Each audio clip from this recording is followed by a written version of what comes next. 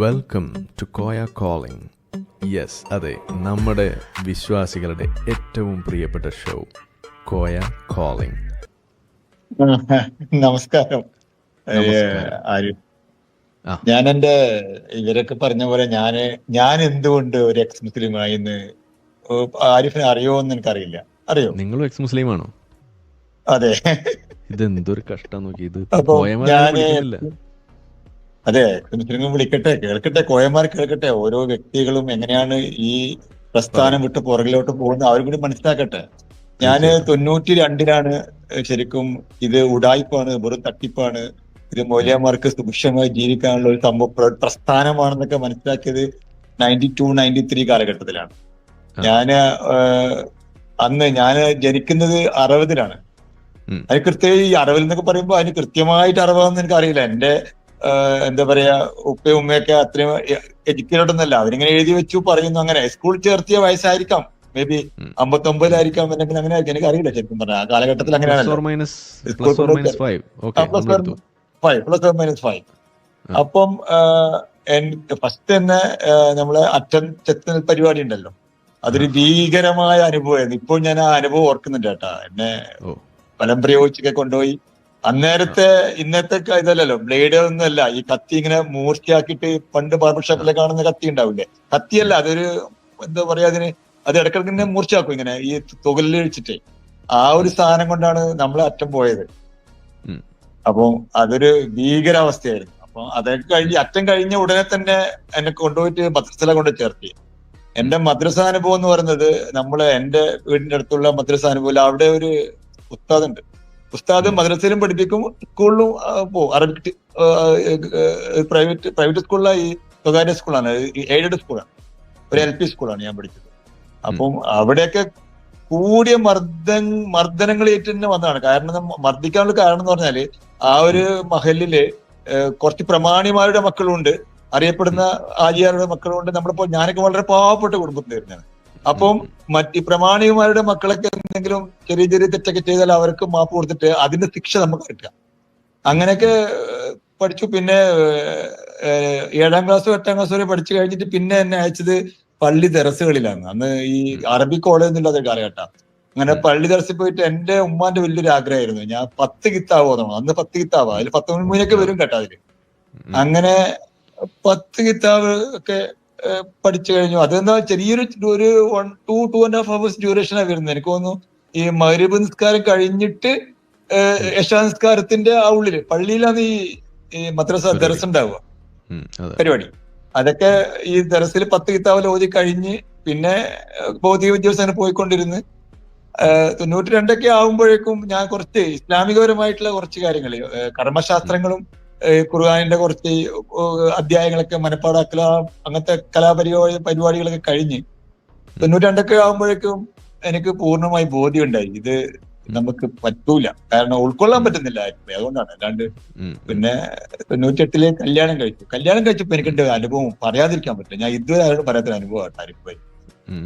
ഞാൻ കല്യാണം കഴിഞ്ഞിട്ട് ഓർത്തഡോക്സ് ഇസ്ലാമിക് സുന്നി ആദർശം പേരുന്ന ഒത്തിരി ഓർത്തഡോക്സ് ഫാമിലി കല്യാണം. അവിടെ എന്ന് പറഞ്ഞാൽ 5 പെൺകുട്ടികളും 5 ആൺമക്കളും ഉള്ള ഒരു കുടുംബമാണ്. ഒരു വളരെ പാവപ്പെട്ട കുടുംബമാണ് കേട്ടോ. അങ്ങനെ അവിടെ ഈ നമ്മള് എന്റെ ഡിസ്ട്രിക്ട് ഞാൻ പറയാം, ഞാൻ കണ്ണൂർ ഡിസ്ട്രിക്റ്റുകാരനാണ്. ഈ കണ്ണൂർ ഡിസ്ട്രിക്റ്റിന്റെ പ്രത്യേകത എന്ന് പറഞ്ഞാൽ, പ്രത്യേക ചില ഏരിയകളിൽ കല്യാണം കഴിച്ചാൽ നമ്മുടെ ഭാര്യ വീട്ടിലാണ് സെറ്റിൽ ആവുക, കംപ്ലീറ്റ്ലി സെറ്റിൽഡ് തരാണ്. അപ്പൊ നമ്മള് എന്റെ അപ്പൊ ഒരു 95-96 കല്യാണം നടക്കുന്നത്. അപ്പൊ നമ്മള് അവിടെ ഡേ സ്റ്റേ ചെയ്യൂല നേരം കേട്ടാ. കല്യാണം കഴിച്ചിട്ട് ഫസ്റ്റ് ഒരു 2-3 months നമ്മൾ എന്ത് ചെയ്യും, ഉമ്മ പറയും, മോനെ രാവിലത്തെ ഫസ്റ്റ് ബസ്സിന് വരണേന്ന് പറയും. അത് എന്റെ എന്നല്ല, ആ ഒരു സ്ഥലങ്ങളിലുള്ള ഒരു സിസ്റ്റം അങ്ങനെയാണ്.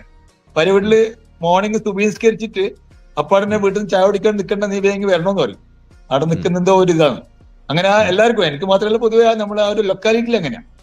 അങ്ങനെ രാവിലെ എഴുന്നേറ്റ് എന്റെ വൈഫ് പറഞ്ഞു, എനിക്ക് സുബഹിസ്കരിക്കണം എന്ന് പറഞ്ഞു. അപ്പൊ അന്ന് ആ ഒരു ഫസ്റ്റ് ഡേ ഞാന് ഈ ആദർശം വിട്ടിട്ട് ആദ്യമായിട്ട് സുബഹിസ്കരിക്ക് നടന്നാണ്. അങ്ങനെ കഴിഞ്ഞു. കുറച്ച് ദിവസങ്ങൾ കഴിഞ്ഞു പോയി കേട്ടോ. അപ്പൊ നിസ്കാരം ഇല്ലാന്ന് അവർക്ക് മനസ്സിലായി. നിസ്കാരം ഒരു റുട്ടീനായിട്ട് ചെയ്യാത്തൊരു മനുഷ്യനാന്ന് അവർ നോട്ടിഫൈ ചെയ്ത്. പക്ഷെ ഒന്നും പറയാൻ പറ്റാത്തൊരവസ്ഥയിൽ പിന്നെ ഒന്നുമില്ല. പുയ്യാപ്പിളയാണല്ലോ. എന്താണ് പ്യാപ്പിളയാണ്. ഉമ്മ ചോദിക്കും, മോളെ പ്യാപ്പിള നിസ്കരിച്ച് കാണുന്നൊന്നും ഇല്ലാല. അപ്പൊ അവളും ഇങ്ങനെ ഒരു പരിങ്ങ രീതിയിലൊക്കെ അങ്ങോട്ടും ഇങ്ങോട്ടും പറയാൻ പറ്റാത്ത ഒരു അവസ്ഥയാണല്ലോ. അങ്ങനെ ഒരു ദിവസം എൻ്റെ അടുത്ത് രാവിലെ വരുമ്പോ വൈഫ് പറഞ്ഞ്, നിങ്ങളിന്ന് നേരത്തെ വരണട്ടാ, ഇന്ന് ഒരു നേർച്ചയുണ്ട്, അപ്പൊ നിങ്ങൾ നേരത്തെ വരണേന്ന് പറഞ്ഞു. നമ്മൾക്ക് ഒരു പുതിയാപ്പിള ബസ് ഉണ്ടെന്ന്. നമ്മള് എന്റെ വീട്ടിൽ നിന്ന് ഭാര്യ വീട്ടിലേക്ക് പോകുന്ന ബസ്സിലാണ് പോകും. അപ്പൊ ബസ്സിന്റെ പേര് തന്നെ പുതിയാപ്പിള ബസ്സിനാണ്. കാരണം ആ സമയത്ത് ഒരു 7-8 മണിക്കല്ല നമ്മള് ഭാര്യ വീട്ടിലേക്ക് പോവുക. അപ്പൊ ആ ബസ്സിലെല്ലാം പുതിയാപ്പിളര് മാത്രമേ ഉണ്ടാവും. അതുകൊണ്ട് ബസ്സിന്റെ പേര് പുതിയാപ്പിള ബസ്. അപ്പൊ അങ്ങനെ എന്ത് ചെയ്തു, ഞാൻ വീട്ടിൽ എന്റെ ഉമ്മ, എനിക്കറിയില്ലല്ലോ, ഞാൻ ഉമ്മ അടുത്ത് വന്ന് പറഞ്ഞു, ഉമ്മ ഇങ്ങനെ വൈഫ് കുറച്ച് നേരത്തെ പോവാൻ പറഞ്ഞു, നേർച്ചയുണ്ട് എന്ന് പറഞ്ഞു. അപ്പൊ എന്റെ ഉമ്മ പറഞ്ഞു, ഞാൻ കല്യാണം കഴിച്ച ലൊക്കാലിറ്റിയില് ഒരു ആചാരമുണ്ട്. ഒരു വീട്ടിൽ പുതിയാപ്പിള വന്നു കഴിഞ്ഞാൽ ഈ പുതിയാപ്പിളക്ക് ഖുർആൻ ഓതാൻ അറിയോ എന്നുള്ളൊരു പരീക്ഷണം വെക്കും. ഇയാൾ ഖുർആൻ പഠിച്ചിനോ, അറബി ഓതാൻ അറിയോ എന്നുള്ള ആ ഒരു പരീക്ഷണം വീട്ടുകാർക്ക് അറിയണം. എനിക്ക് ഖുർആൻ ഓതാൻ അറിയോ ഇല്ലയോ അവർക്ക് അറിയില്ലല്ലോ. അപ്പൊ അത് അറിയോന്ന് അവര് മനസ്സിലാക്കാൻ വേണ്ടിയിട്ട് എന്ത് ചെയ്യും, അവിടെ ഒരു നേർച്ച വെക്കും. ഒരു കല്യാണം കഴിഞ്ഞ ഒരാഴ്ച കഴിയുമ്പോൾ മൂലയന്മാർക്ക് വിളിച്ച് നേർച്ച ഇങ്ങനെ ഒരു മൗലൂദ് വെക്കുക അവര്. അപ്പൊ ഈ മൗലൂദ് അങ്ങനെ അതായിരിക്കും മോനെന്ന് പറഞ്ഞു. അപ്പം എനിക്ക് വാശിയായി. അപ്പൊ നമ്മൾ പരീക്ഷിക്കാൻ വേണ്ടിയിട്ട് നമ്മളൊക്കെ പണി അല്ല, നമ്മള് 10 കിതാബും മറ്റേ മദ്രസയൊക്കെ പഠിച്ചിട്ട് ഈ സംഭവങ്ങളൊക്കെ ഖുർആൻ ഓതാനും വായിക്കാനൊക്കെ കൃത്യമായി നന്നായിട്ട് പാടി പിന്നെ ഖുർആൻ ഓതലല്ല, ഖുർആൻ നമ്മൾ അന്ന് പാടുക, പാട്ട് പാടുന്ന പോലെ തല ഇങ്ങനെ ആട്ടിയിട്ട് ഇതൊക്കെ മനപ്പാടാക്കി പഠിച്ചു വെച്ചിട്ട് നമ്മൾ പരീക്ഷിക്കാൻ അത്രക്കായ അതൊന്നും സമ്മതിക്കാൻ പറ്റില്ല. നമ്മളോടാ കളി. എന്നാൽ ഞാനൊരു ദൃഢനിശ്ചയം എടുക്കുകയാണ്, എന്തായാലും ഇന്നത്തെ ആ പരിപാടി നമ്മള് കൃത്യമായിട്ട് അവിടെ അത് നമ്മളെ ഒരു സിഗ്നേച്ചർ അവിടെ പതിപ്പിക്കണമെന്ന് എനിക്ക് തോന്നി അന്ന്. അതെന്റെ അന്ന് എടുത്ത ആ ഒരു എഫേർട്ട് എന്ന് പറഞ്ഞാൽ സത്യം പറഞ്ഞാല് അത് എല്ലാവരും വേദനിപ്പിക്കുമെന്ന് എനിക്കറിയാം. എന്റെ ഭാര്യ വീട്ടുകാരും അവരെല്ലാവരും കുടുംബക്കാരൊക്കെ വരുന്ന എല്ലാവരും കൂടി അറിയാൻ വേണ്ടിയിട്ടാണ്.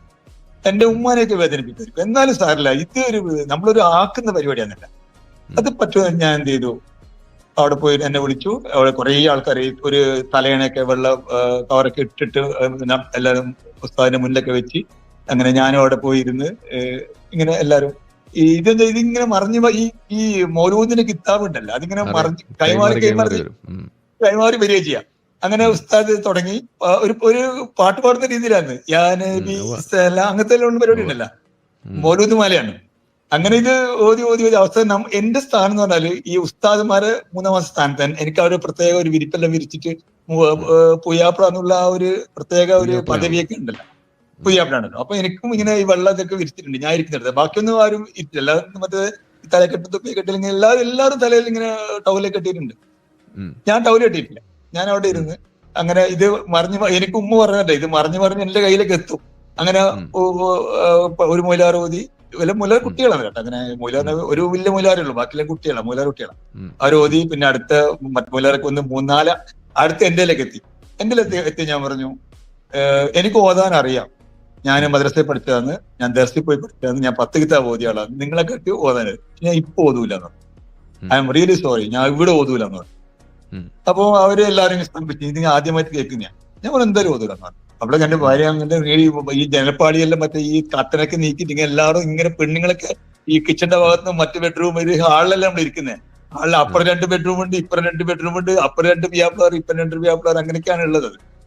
അങ്ങനെ ഞാൻ ഓതൂലെന്ന് പറഞ്ഞു.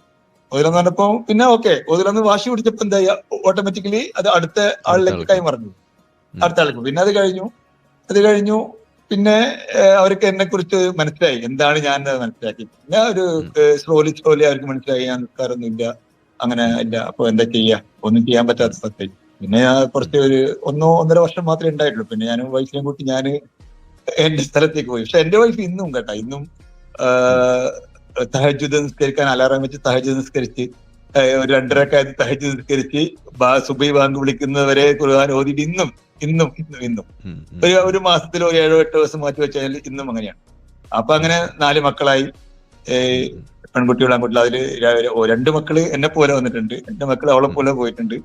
ഇതാണ്. പിന്നെ ഒരു 2019 മുതല് പബ്ലിക്കായിട്ട് തന്നെ പ്രചരിപ്പിക്കാൻ തുടങ്ങി, പല മീഡിയാസ് കൂടിയും പല രീതിയൊക്കെ പ്രചരിക്കാൻ തുടങ്ങി. ഇപ്പം ഇങ്ങനെ പ്രചരിപ്പിച്ച് ഇങ്ങനെ ക്ലബ് ഹൗസും അവിടെ ഇവിടെയൊക്കെ ഇങ്ങനെ ആരിഫായിക്കെന്ന് അറിയാം, നമ്മളൊരു ചർച്ച നടത്തിയത് ഓർക്കുന്നുണ്ട്. ഒരു കോയമ്പത്തൂർ ടീമുമായിട്ട് സത്താറിന്റെ മരണവുമായി ബന്ധപ്പെട്ടൊക്കെ ഉണ്ടായിരുന്ന ഒരു അവരെ തമിഴ് ടീമുമായിട്ട് നമ്മൾ ചർച്ച നടത്തിയിരുന്നു. എനിക്ക് തോന്നുന്നു അന്ന് ആരിഫ് ഉണ്ടായിരുന്നു അന്ന് നമ്മുടെ കൂടെ. ആരിഫായിരുന്നു മുഖ്യാതി. ഓട്ടോ ഡിറക്ട് ആരിഫൊക്കെ ഉണ്ടായിരുന്നു. ഞാൻ നടത്തിക്കൊണ്ടിരുന്ന ഒരു ക്ലബ് ഹൗസ് റൂമായിരുന്നു. ആരിഫാണ് മുഖ്യാതിഥി ഞാൻ മനസ്സിലാക്കുന്നത്. നമ്മള് ഒരു തമിഴ് ഗ്രൂപ്പുമായിട്ട് നമ്മള് ഷിഹാബുദ്ദീൻ മാത്രം ഉണ്ടായിരുന്നു. പിന്നെ നമ്മളെ ഒരു പ്രായമുള്ള ഒരു ഷിഹാബ് ഞാൻ മറന്നുപോയി, ഷാഹുലൊക്കെ ഉണ്ടായിരുന്നു അന്ന്. തമിഴിലൊക്കെ സംസാരിച്ചിട്ട് ഓർക്കുന്നുണ്ടോ ആ ഒരു ഇൻസിഡന്റ്? അതെ. അപ്പൊ അങ്ങനെയാണ്. അപ്പൊ ഞാനും വളരെ അഭിമാനത്തോടെ ആത്മാർത്ഥമായിട്ട് ഞാനും എനിക്ക് എക്സ് മുസ്ലിമിന് അപ്പുറം എനിക്ക് ഈ ഒരു ആദർശത്തെ ഒരിക്കലും ഉൾക്കൊള്ളാൻ പറ്റിയിട്ടില്ല. ബേസിക്കലി അത് മുസ്ലിം എന്നല്ല മറ്റൊരു ആദർശം എനിക്ക് ഹൈന്ദവ ആയിക്കോട്ടെ അല്ലെങ്കിൽ ക്രൈസ്തവ ആയിക്കോട്ടെ ഒരു ആദർശത്തെ എനിക്ക് ഉൾക്കൊള്ളാം. ഇതൊക്കെ പറ്റിപ്പിക്കലാണ്. ഈ പൊതുവെ പണ്ഡിതന്മാർക്ക് വയറ്റിപ്പഴപ്പിന്റെ അവരൊരു ജീവിത ഉപാധി മാർഗത്തിനപ്പുറം ഇതിൽ പ്രത്യേകിച്ചിട്ടൊന്നും അത് ഈ മൗലിയമാർക്കും പണ്ഡിതന്മാർക്കും ഈ പൂജാരിമാർക്കും മൗലിയമാർക്കും അച്ഛന്മാർക്കെല്ലാം അറിയാം. അവർക്കറിയാം നമ്മളെക്കാട്ടി കൂടുതൽ. ഇപ്പൊ എന്നെക്കാളും ഇതിനകത്ത് കൂടുതൽ ഇതിനെ കുറിച്ച് അറിയുന്നത് വലിയ പണ്ഡിതന്മാരാണ്. അവർക്കൊക്കെ അറിയാം ഇത് പറ്റിക്കലാണെന്നും ഇതൊക്കെ ഇങ്ങനെയാണെന്നും. അവരെ മറ്റൊരു മാർഗമില്ല. അതാണ് ഞാൻ മനസ്സിലാക്കുന്നത്. അങ്ങനത്തെ ആർക്ക് തോന്നിയിട്ടുണ്ടോ അങ്ങനെ? ഇതിപ്പോ തൊട്ട് മുന്നേ നമ്മളോട് സംസാരിച്ച ആൾ പറയുന്ന ഒരു കാര്യമാണല്ലോ. ഇപ്പൊ ഒരുപാട് മദ്രസകളിലും ഈ പറയുന്ന പള്ളികളിലും ഖത്തീബായിട്ടും ഉസ്താദുമാരായിട്ടൊക്കെ ജോലി എടുക്കുന്ന പല ആളുകളും ഇന്ന് എക്സ് മുസ്ലിങ്ങളാണ്. പക്ഷെ ജീവിക്കാൻ വേറെ വഴിയില്ലാത്തതുകൊണ്ട് അത് ചെയ്യാണ്. ഇതൊരു തൊഴിലെന്നുള്ള രീതിയിൽ. അത്രേ ഉള്ളൂ. അതൊരു യാഥാർത്ഥ്യമാണ്. നമ്മളതൊന്നും ഇല്ല എന്ന് പറയുന്നില്ല.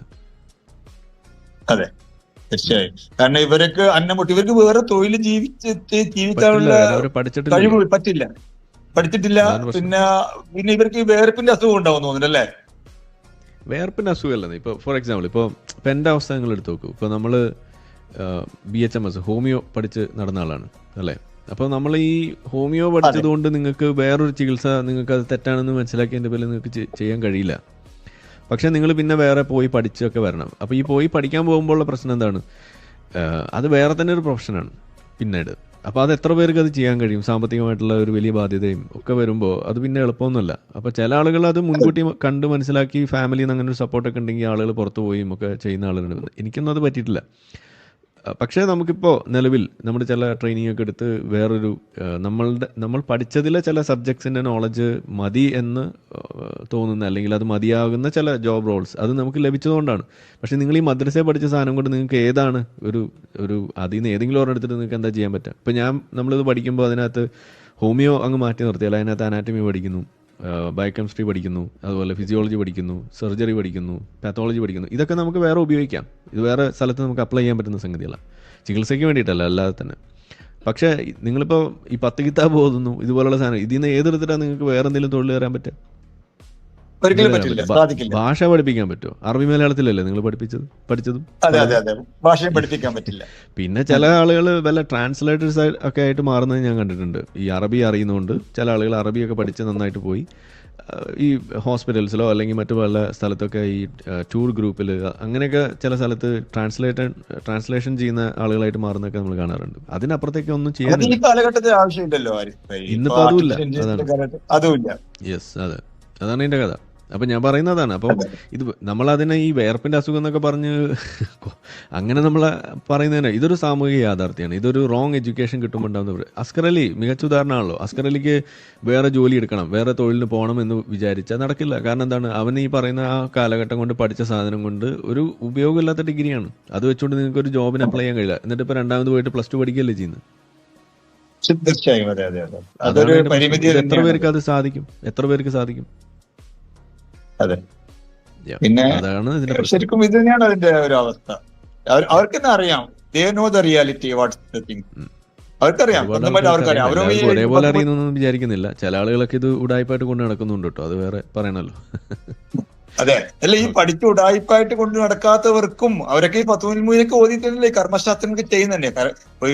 ഒരു പ്രാവശ്യം 10 മൂലി കംപ്ലീറ്റ് വായിച്ചു കഴിഞ്ഞാൽ ആർക്കും മനസ്സിലാവും അതേപോലെ അല്ലെങ്കിൽ ഇപ്പൊ അൽസാബിൽ 50, 52, 53 വായിച്ചു കഴിഞ്ഞാൽ അതിന് അർത്ഥം അറിഞ്ഞിട്ട് വായിച്ചാൽ ഇത് ഏത് സന്ദർഭത്തിലാണ് ഇറങ്ങിയെന്നൊക്കെ നമ്മൾ അതിനെക്കുറിച്ച് അതിന്റെ തബൂൻ നുസ്ബിലൊക്കെ വായിച്ചു കഴിഞ്ഞാൽ കൃത്യമായിട്ട് മനസ്സിലാവും. ഏതൊരു പണ്ഡിതന്മാർക്ക് മനസ്സിലാവും ഇത് ഇതിനകത്ത് എന്തോ പ്രശ്നമുണ്ടെന്ന് മനസ്സിലാവും അവർക്ക്, ഇല്ലേ? അതെ അതെ, അത്രേ ഉള്ളൂ. എന്തായാലും സന്തോഷം വിളിച്ചാല്. ഓക്കെ, താങ്ക് യു ഹരി ഭായി. ഞാൻ വിളിക്കാം, ഇടയ്ക്കിടയ്ക്ക് സംസാരിക്കാം. എന്തായാലും എന്നെ മറക്കരുത് കേട്ടോ. ഇത് ഞാൻ 3ാമത്തെ പ്രാവശ്യം ലൈവിൽ വരുന്നു തോന്നുന്നു. എന്നിട്ടും റിക്കഗ്നൈസ് ചെയ്യാൻ പറ്റിയിട്ടില്ല. പുതിയാപ്പിളക്കോയെ നമ്മൾ ഇനി പുതിയാപ്പിളക്കോയ മറക്കരുത്. അങ്ങനെ വിളിച്ചു, അങ്ങനെ തന്നെ വിളിച്ചു. അതാണ് എനിക്ക് പിന്നെ ഒത്തിരി ഇഷ്ടമാണ്. പുതിയാപ്പിളക്കോയ ഭയങ്കര ഇഷ്ടമാണ്. എന്തായാലും 1000 ഭാവങ്ങൾ നേർന്നു കേട്ടാ. പിന്നെ ഒരു കൺഗ്രാറ്റ്സ് കൂടി അതിനിടക്ക് പറയാൻ ഞാൻ വിട്ടുപോയി. ഞാൻ അതാ ആദ്യമേ പറയാൻ ആഗ്രഹിച്ചത്. നമ്മുടെ എസൻസ് ഗ്ലോബലിന്റെ ഒരു അവാർഡ് വിന്നറും കൂടിയാണ്. അതിന്റെ പാർട്ടി കിട്ടിയിട്ടില്ല. അത് വരും, ഉടനെ വരും. അവാർഡൊന്ന് കയ്യിലേക്ക് കിട്ടിക്കോട്ടെ. എന്നിട്ട് അതെ, അതിലൊരു അഭിമാനം ഉണ്ടല്ലോ. എന്തായാലും നമ്മള് സ്നേഹിക്കുന്ന ഇഷ്ടപ്പെടുന്ന ഒരു വ്യക്തിക്ക് എസൻസ് ഗ്ലോബൽ എന്നും പറയുമ്പോൾ ഇന്ന് കേരളത്തില് വൻ ഒരു ജനാവലിയുള്ള സംഘടനയായിട്ട് മാറിയിട്ടുണ്ടല്ലേ? തീർച്ചയായിട്ടും. അതെ, അപ്പൊ അതിന്റെ ഒരു ഭാഗമാവാനും കേൾക്കുന്ന ഒരു സംഘടന. അതെ അതെ അതെ, അതില് ഒരു ഭാഗമാവാനും അതിൽ നിന്നൊരു പ്രശംസി പത്രം കിട്ടുവാനൊക്കെ പറയുന്നത് ഒരു വലിയൊരു കാര്യം തന്നെയാണ്. ആ ഒരു ആരിഫിന്റെ ആ ഒരു എഫേർട്ടിനെ നമ്മള് പിന്നെ ആരിഫിന്റെ പൊതുവെ എല്ലാവരും പറയുന്ന ഒരു സംഭവമാണ് ആരിഫിന്റെ ഒരു വിമർശനം രൂക്ഷമായ ഭാഷയാണെന്ന്. അങ്ങനെയും രൂക്ഷമായ ഭാഷ ഇപ്പൊ ജബാർ മാഷ് അല്ലെങ്കിൽ ലിയാഖത്തിനെയും മറ്റേ ഇവരൊക്കെ കമ്പയർ ചെയ്യുമ്പോ കുറച്ച് ആ ഒരു രീതിയിലും വിമർശിക്കാനുള്ള ഒരാൾ വേണം. അത് തീർച്ചയായും അങ്ങനെ ഒരാൾ വേണം. അതിനോട് എനിക്ക് 100% യോജിപ്പാണ്. എല്ലാരും ഓക്കെ താങ്ക് യു. ഓക്കെ, എന്നാ ഞാൻ കൂടുതൽ സംസാരിച്ചിട്ട് ആരിഫിന്റെ സമയം കളയുന്നില്ല. കാരണം ഒരു മണിക്കൂർ 2 മണിക്കൂർ 5 മിനിറ്റ് ആയി. സമയം വളരെ വിലപ്പെട്ടതാണ്. Okay, thank U. സന്തോഷം. ഓക്കെ, നമ്മളെ വീഡിയോ കണ്ടുകൊണ്ടിരിക്കുന്ന ആളുകൾ ചാനൽ സബ്സ്ക്രൈബ് ചെയ്തിട്ടില്ല എന്നുണ്ടെങ്കിൽ അത് ചെയ്ത് നമ്മളെ സപ്പോർട്ട് ചെയ്യുക. മറ്റു രീതിയിൽ സപ്പോർട്ട് ചെയ്യാൻ ആഗ്രഹിക്കുന്ന ആളുകൾക്ക് അതിൻ്റെ ഡീറ്റെയിൽസ് ഡിസ്ക്രിപ്ഷനിലുണ്ട്. നിങ്ങളുടെ ഓരോ ലൈക്കും ഷെയറും അതുപോലെ കമൻ്റ് ഇടുന്നതും ഈ വീഡിയോ അതിൻ്റെ താഴെ വരുന്ന കമൻറ്റുകൾക്ക് നിങ്ങൾ പ്രതികരിക്കുന്നതെല്ലാം തന്നെ വീഡിയോയുടെ റീച്ച് കൂടുന്നതിന് വലിയ തോതിൽ ഉപകാരപ്പെടുന്ന സംഗതിയാണ്. അപ്പോൾ അതുകൊണ്ട് അതിൽ നിങ്ങൾ ഏർപ്പെടണം എന്നും കൂടി ഞാൻ അഭ്യർത്ഥിക്കുകയാണ്. മറ്റുള്ള രീതിയിലുള്ള സപ്പോർട്ട് തുടർന്നും നിങ്ങളുടെ ഭാഗത്തുനിന്നുണ്ടാവും എന്ന് പ്രതീക്ഷിക്കുന്നു.